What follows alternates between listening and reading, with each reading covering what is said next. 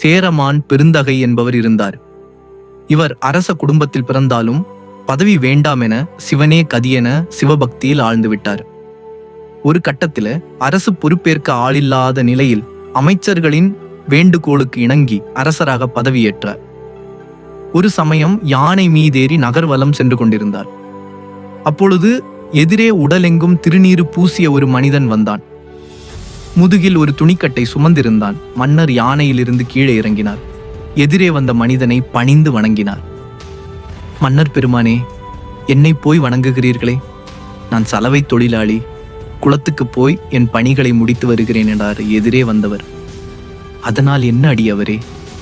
வெந்நீர் பூசிய யாராக இருந்தாலும் அவர் சிவனின் அடியவரே. தாங்களோ உடல் எங்கும் நீரு பூசி சிவப்பழமாய் காட்சி தருகிறீர்கள்.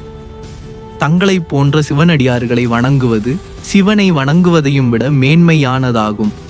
உலகில் பக்தியாளர் என ஒரே ஜாதி இருக்கிறது, மற்ற பிரிவுகள் எல்லாம் போலியானவையே என்றார் மன்னர். தொழிலாளி நெகிழ்ந்து போனார்.